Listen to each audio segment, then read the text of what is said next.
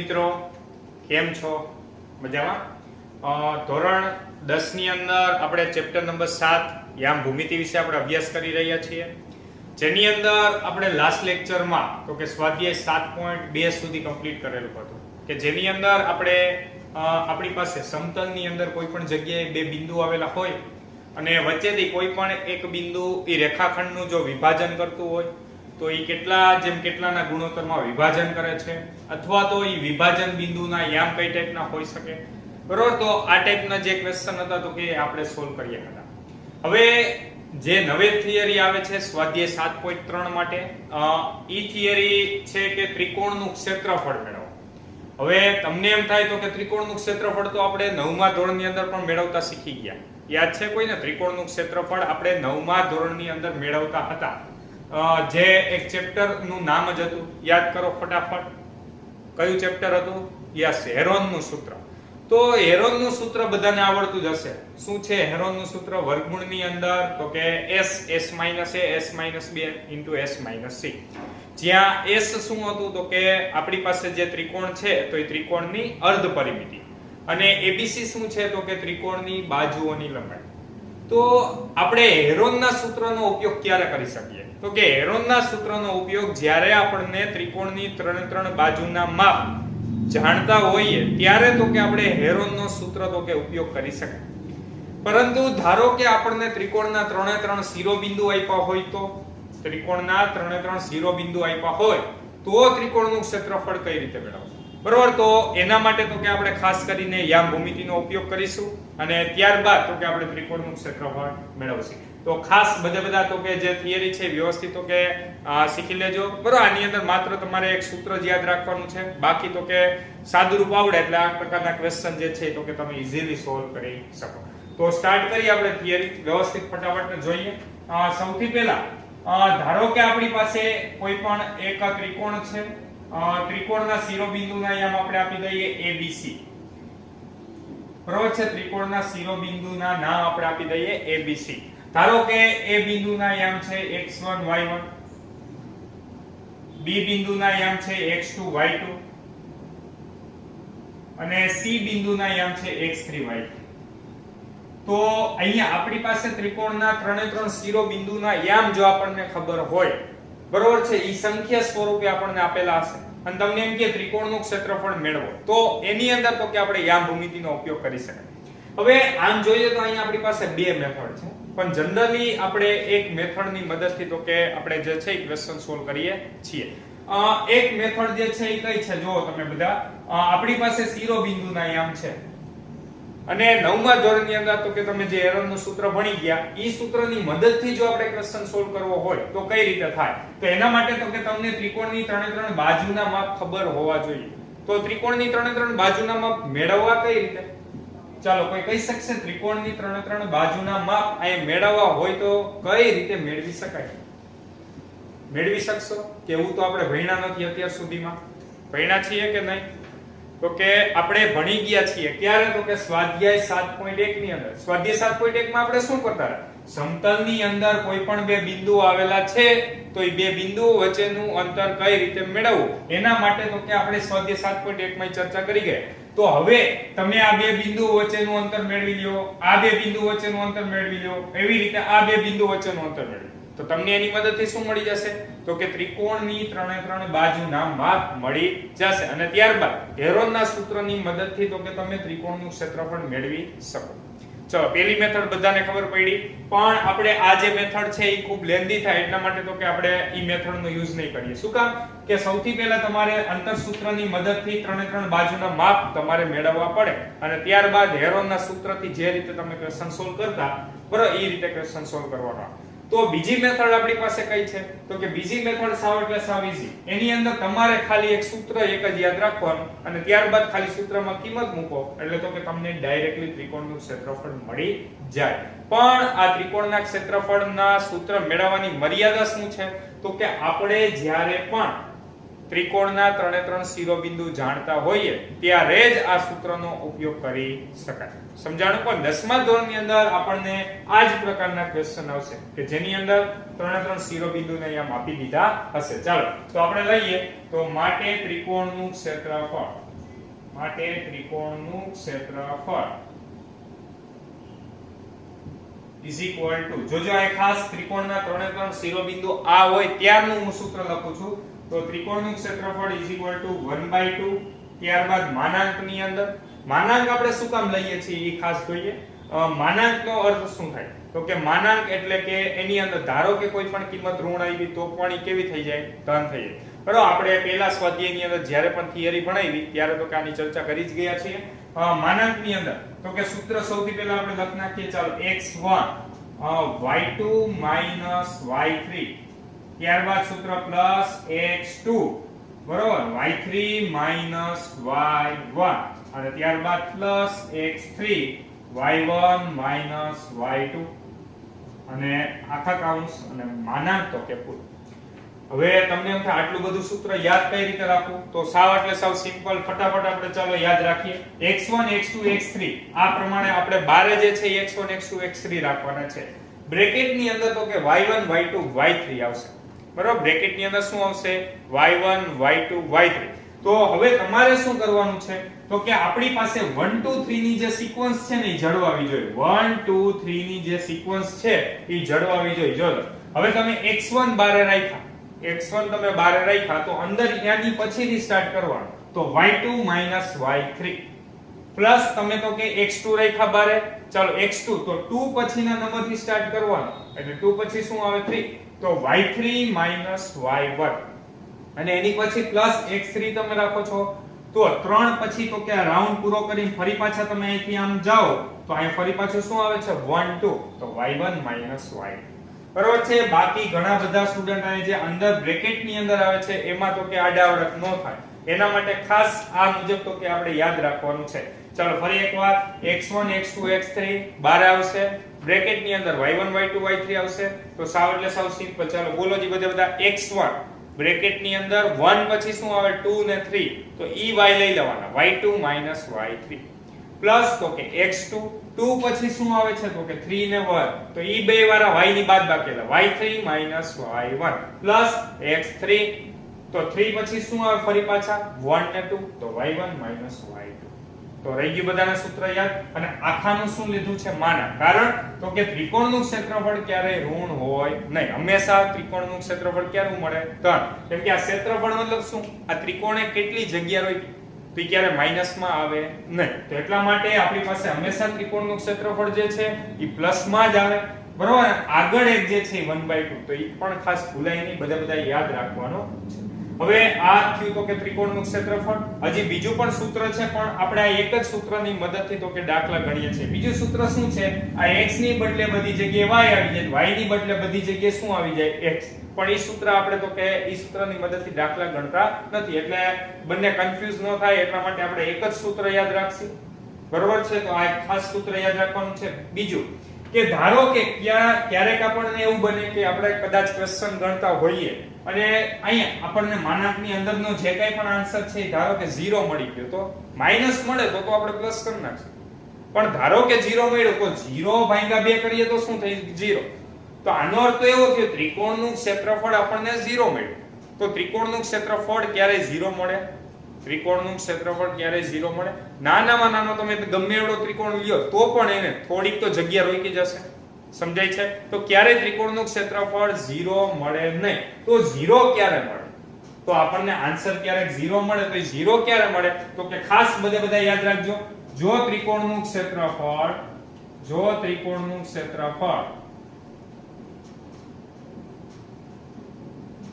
શૂન્ય થાય, જો ત્રિકોણનું ક્ષેત્રફળ 0 થાય તો આપેલ ત્રિકોણના શિરોબિંદુઓ ન હોય. તો આપેલ શિરોબિંદુઓ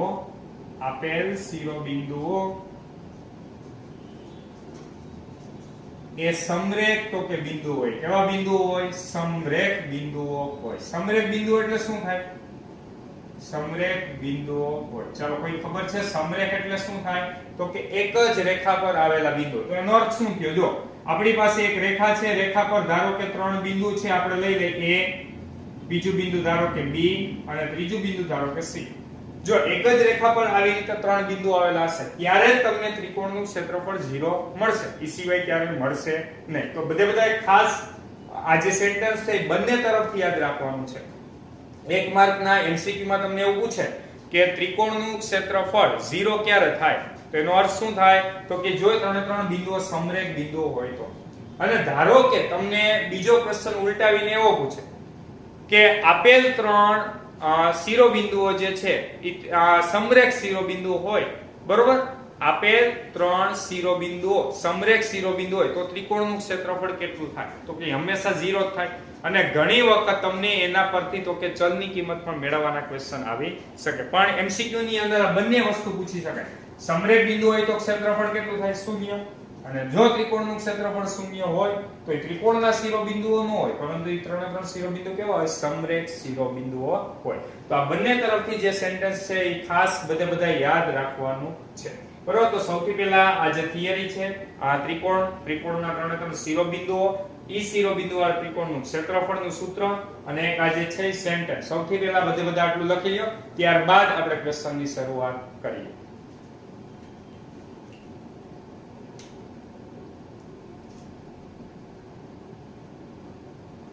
ચાલો હવે આપણે સ્વાધ્યાય 7.3 ની શરૂઆત કરીએ, જેની અંદર તમને ક્વેશ્ચન નંબર 1 આપેલ છે 2 3 -1 0 અને 2 -4 શિરોબિંદુ વાળા ત્રિકોણનું ક્ષેત્રફળ મળે. તમને અહીંયા તો કે ત્રિકોણના ત્રણ શિરોબિંદુ આપી દીધા છે. તો જ્યારે પણ ત્રિકોણના ત્રણ શિરોબિંદુ આપ્યા હોય ત્યારે આપણે સૂત્રની મદદથી ક્વેશ્ચન સોલ્વ કરશું, બરોબર.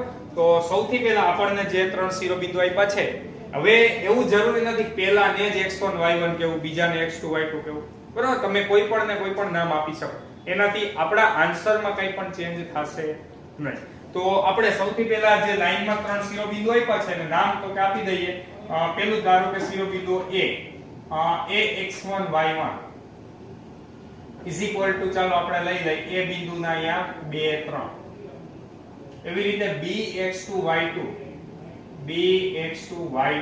બિંદુ છે. ચાલો એ b ના એમ આપણે લઈ લઈએ -x0 અને c બિંદુ આપણે લઈ લઈશું x3 y3. તો એની ઉપરથી c ના એમ આપણે લઈ લઈશું 2 ને -4. ચાલો બધાને આટલી ખબર પડી. જે ત્રણ શિરોબિંદુ આપ્યું છે એમાં ખાસ પહેલાને 1 1, બીજાને 2 2, ત્રીજાને 3 3. પહેલો આમ x હોય, બીજો આમ હંમેશા y. તો x1 y1, x2 y2, x3 y3 આ મુજબ ત્રણ શિરોબિંદુને લઈ લેવાના છે.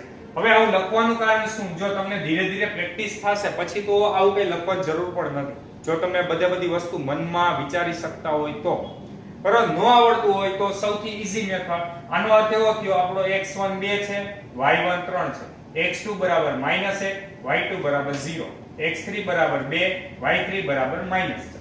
બરાબર. આપણે વિચારવું થોડુંક તો કે ઈઝી પડે એટલા માટે તો કે આ મુજબ લખવાનું છે. ત્યારબાદ હવે આપણે લખીએ માટે ત્રિકોણનું ક્ષેત્રફળ.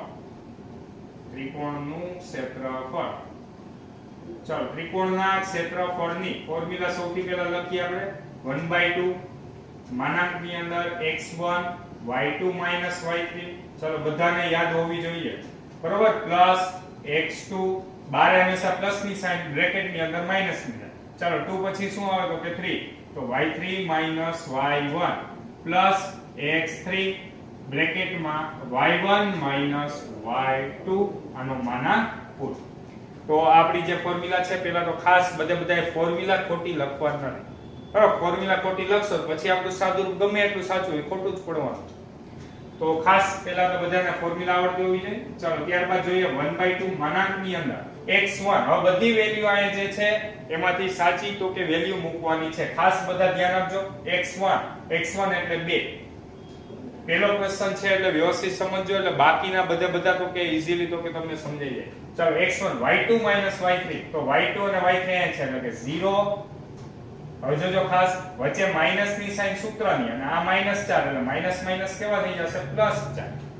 ત્યારબાદ x2 એટલે કેટલા છે -1, તો અહીં ડાયરેક્ટલી -1 જ લખું છું, બરાબર. અહીં જો પ્લસ હોત તો પ્લસ આવે, પણ અહીં -1 છે એટલે માઈનસ.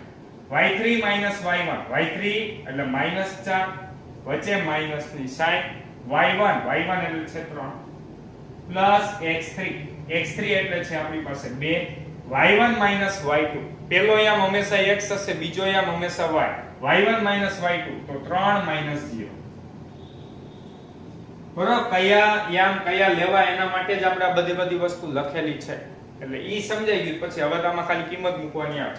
ચાલો તો સૌથી પહેલા બધાએ ખાસ બ્રેકેટ નું સાદુરૂપ અહીંયા આપવાનું છે. આ 2 એમનો 0 + 4 એટલે 4, આ -1 એમનો રાખી. પહેલા બ્રેકેટ નું બધું સાદુરૂપ કમ્પ્લીટ કરી લેવાનું. માઈનસ માઈનસ પ્લસ થાય પણ દિશાની મોટાની એટલે -7 + 2 3 - 0 એટલે 3. ચાલો બ્રેકેટ નું પહેલા 3 નું સાદુરૂપ આપી દેવાનું છે. હવે બારે તો કે ગુણાકાર કરશે તો આ 1/2 એમનો માનાંકની અંદર 4 દુ 8 માઈનસ માઈનસ પ્લસ 7 એકા 7 પ્લસ તો કે 3 દુ 6. ચાલો માનાંક પૂરો. 1/2 બારે એમનો માનાંકની અંદર 8 ને 7 15 15 ને 6 કેટલા આવ્યા 21 અને આ માનાંકમાં છે. ધારો કે જો અહીં માઈનસ માં આન્સર આવે તો -21 નું માન થઈને ફરી પાછા બારે કેવા આવી જાય પ્લસ આવી જાય. પાએ પ્લસ જ છે એટલે એક પ્રશ્ન રહેતો નથી. તો 21 ના છેદમાં 2 માનાંકમાંથી બારે કાઢી તો પણ કેટલા થઈ જાય 21. 21 ના છેદમાં 2 ચોરસ એકમ. આપણને કાઈ પણ એકમ આપ્યો નથી અને ક્ષેત્રફળ માટે આપણે ચોરસ એવો શબ્દ યુઝ કરીએ છીએ એટલા માટે આપણે લખીએ ચોરસ એકમ. તો ફાઇનલી આપણને આન્સર મળી ગયો છે 21 ના છેદમાં 2 ચોરસ એકમ. બરાબર, અથવા એકમ સ્ક્વેર એવી રીતે લખશો તો પણ ચાલશે. ચાલો તો સાવ ઈઝી ક્વેશ્ચન છે, બધાને આવડે એવા. ત્યારબાદ જોઈએ બીજો ક્વેશ્ચન, હજી એના જેવો જ છે. ખાસ પેલો ક્વેશ્ચન સમજાઈ ગયો તો બધા વિડિયો સ્ટોપ કરીને જાતે આ જે છે ઈ ક્વેશ્ચન તો કે ગણવાની ટ્રાય કરો. તો સ્ટાર્ટ કરીએ આપણે ક્વેશ્ચન નંબર 2. સૌથી પહેલા આગળના ક્વેશ્ચનની જેમ જ ABC શિરોબિંદુ લઈ લઈએ. ચાલો a x1 y1 = a બિંદુના યામ આવશે -5 -1 એટલે આ x1 આ y1. ત્યારબાદ b બિંદુ લઈએ x2 y2 એના યામ છે b ના યામ તો કે 3 - 5. ત્યારબાદ લઈએ c x3 y3. ચાલો તો અહીં c લેસી અને 5 ને 2. ચાલો તો ફટાફટ આપણે ત્રણે શિરોબિંદુ લખ્યા છે. સ્ટાર્ટ કરીએ. ત્રિકોણનું ક્ષેત્રફળ.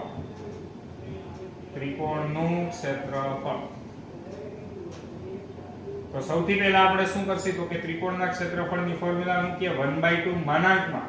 ચાલો x1 y2 - y3 plus x2 y3 - y1 plus x3 માનાંકમાં y1 - y2 અને ત્યારબાદ તો કે માનાંક પૂરો. ચાલો બધી વેલ્યુ આપણે મૂકી દઈએ 1/2 એમના માનાંકની અંદર x1 ચાલો કેટલા છે -5 y2 - y3 તો આ y2 છે ને આ y3 છે તો -5 વચ્ચે માઈનસ ની સૂત્રની સાઈન અને આ 2 એમનો પ્લસ x2 એટલે છે 3 y3 - y1 તો y3 આપણી પાસે છે 2 વચ્ચે માઈનસ સૂત્રના y1 એટલે જો કેટલા છે માઈનસ છે તો e માઈનસ અને આ સૂત્રના માઈનસ એટલે માઈનસ કેવા થઈ ગયા પ્લસ.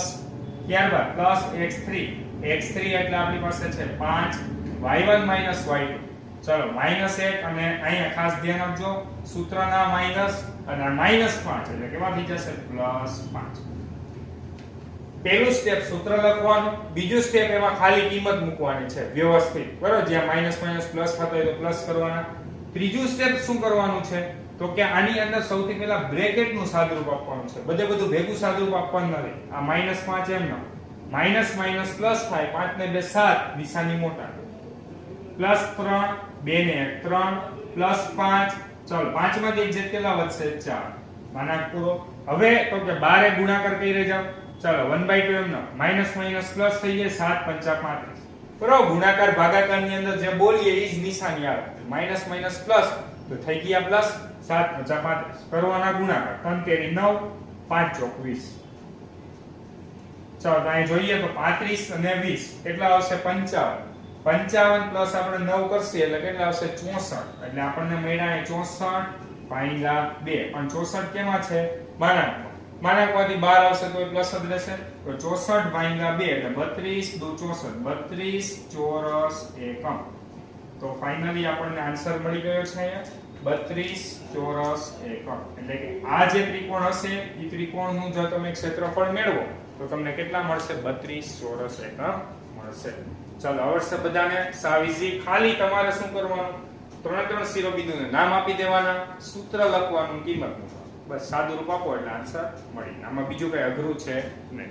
તો સૌથી પહેલા બધા બંને ક્વેશ્ચન લખી નાખો, ત્યારબાદ આપણે આગળના ક્વેશ્ચન જોઈએ. ચાલો હવે ત્યારબાદ આપણે જોઈએ ક્વેશ્ચન નંબર 2 નો પહેલો ક્વેશ્ચન.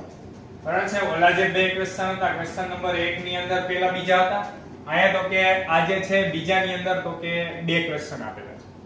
બંનેની રકમ સમાન જ છે. નીચે આપેલ બિંદુઓ સમરેખ હોય તો પ્રત્યેકમાં k ની કિંમત શોધો. એટલે બિંદુ જે છે સમરેખ હોય તો આપણે k ની કિંમત મેળવવાની છે. જો અહીંયા રકમમાં તમને ક્યાંય એવું નથી કીધું ત્રિકોણનું ક્ષેત્રફળ લ્યો, ત્રિકોણનું ક્ષેત્રફળ મેળવો કે આ ત્રિકોણના ક્ષેત્રફળ પરથી આ ચલની કિંમત મેળવો, એવું ક્યાંય રકમમાં નથી કીધું. બધી વસ્તુ આપણે વિચારવાની છે.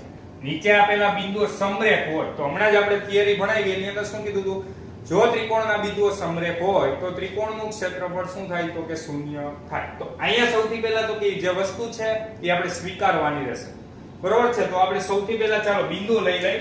હું એક ક્વેશ્ચન કરાવીશ, આ જે બીજો ક્વેશ્ચન છે એ બધા હોમવર્કમાં જાતે કરવાનો છે, એટલે ખાસ બધા તો કે સમજો. સૌથી પહેલા આપણે લઈએ એ બિંદુ. ચાલો એ બિંદુના અહીંયા લઈ લઈએ તો કે આપણી પાસે x1 y1, એટલે કે a ના અહીંયા આપણે લખી a x1 y1 a ના અહીંયા તો કે 7 - 2. એવી રીતે આપણે b ના અહીંયા લઈએ x2 y2 b ના અહીંયા છે આપણી પાસે 5 અને 1. ત્યારબાદ c લઈએ x3 y3, તો c ના અહીંયા આપણને મળશે 3 અને k. ચાલો હવે આપણને એવું કીધું છે નીચે આપેલા બિંદુઓ સમરેખ હોય તો આપણે લખીએ જો આપેલ બિંદુઓ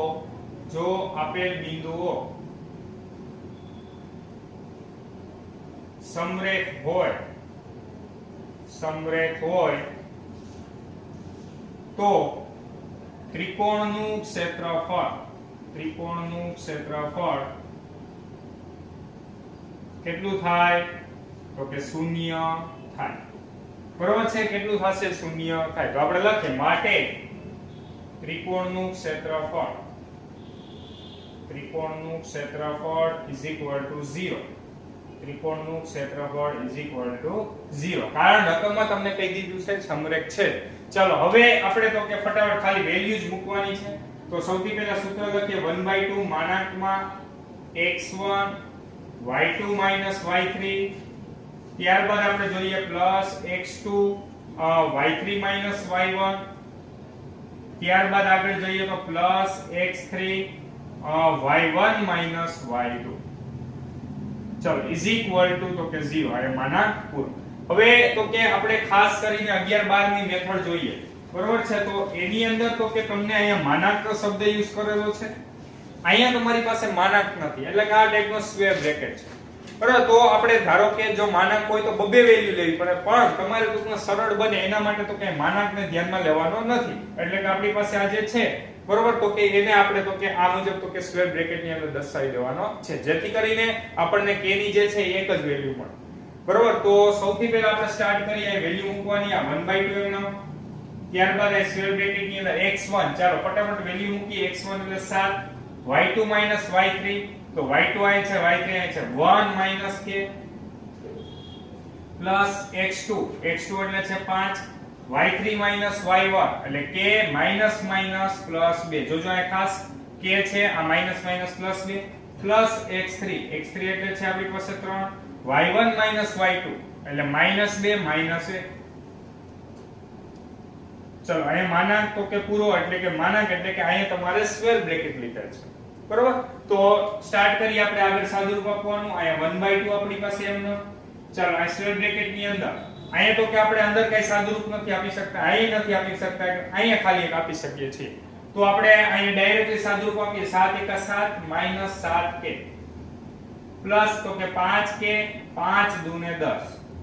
હવે અહીં ખાસ ધ્યાન આપજો, -3 આવ્યો. બે -2 ને -1 કેટલા આવ્યો? -3. એક સ્ટેપ હું કટ કરું છું. -3 × 3 એટલે -3 તેરી -9 એના બરાબર શું આવ્યો? 0.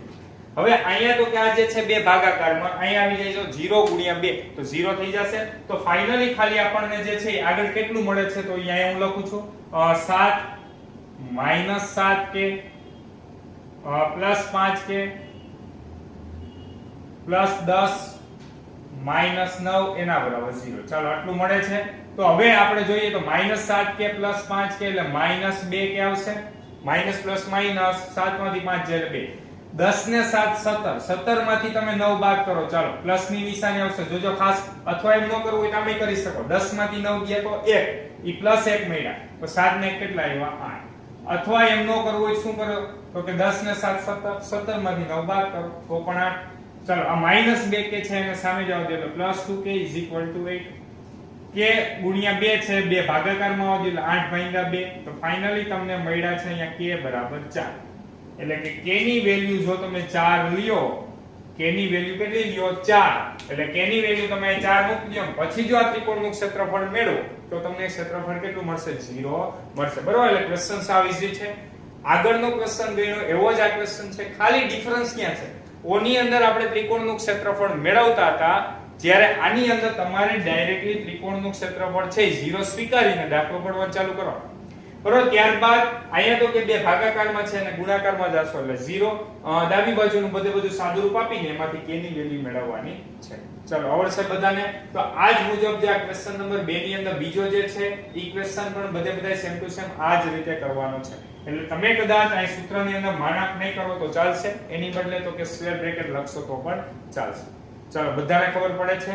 તો ખાસ આજના લેક્ચરની અંદર આપણે જે થિયરી ભણાવેલ છે અને ત્યારબાદ તો કે સ્વાધ્યાય 7.3 ની અંદર જે 4 દાખલા ગણાવ્યા છે તે વ્યવસ્થિત લખવાના છે.